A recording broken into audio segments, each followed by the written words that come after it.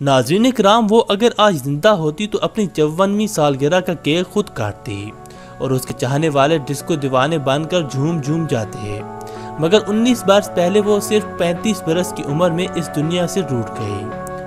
وہ 54 برس پہلے 3 اپریل 1965 کو کراچی میں پیدا ہوئی۔ اس نے اپنے کیریئر کا آغاز پاکستان ٹیلی ویژن کے مشہور پروگرام سنگ سنگ چلیں سے کیا تھا، جس میں اس کا بھائی بھی اس کے ساتھ شریک ہوتا تھا۔ ان دونوں بہن بھائی نے گلوکاری کے ساتھ ساتھ اعلیٰ تعلیم بھی حاصل کی۔ پاکستان میں پاپ موسیقی کو حقیقی معنوں میں روشناس کرانے کا سہرا بھی ان دونوں بہن بھائیوں کے ساتھ جاتا ہے۔ عالمی سطح پر اس خوبصورت گلوکارہ کو اس وقت شہرت ملی جب اس نے بھارتی موسیقار بدھو کی موسیقی میں بھارتی فلم قربانی کا مشہور گانا آپ جیسا کوئی میری زندگی میں آئے ریکارڈ کرایا۔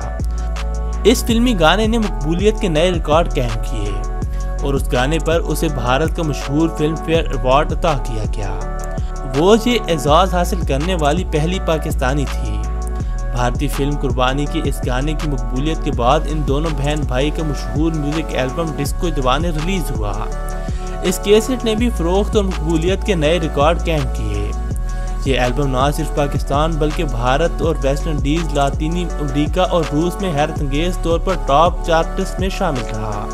دونوں بہن بھائیوں نے پاکستان میں پاپ موسیقی کے فروغ میں اہم کردار ادا کیا اور منفرد انداز اپناتے ہوئے عالمی شہرت حاصل کی۔ دونوں گلوکار بہن بھائی جب شہرت کی بلندیوں پر تھے تو انہیں مشہور بین الاقوامی میوزک کمپنی EMI نے سائن کیا۔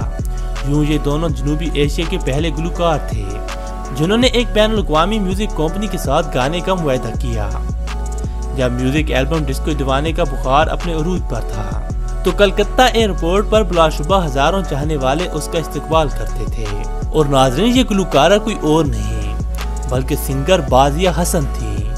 ناظرین، ویڈیو میں نام بتایا جانے سے پہلے اگر آپ بازیہ حسن تک پہنچ چکے تھے تو کمنٹس میں ضرور بتائیے گا۔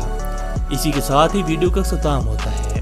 اگر یہ ویڈیو پسند آئی ہے تو ہماری ویڈیو کو لائک کرنے کے ساتھ ساتھ ہمارا چینل بھی سبسکرائب کر لیجئے تاکہ آپ کو ایسی مزید ویڈیوز بھی دیکھنے کو مل سکیں۔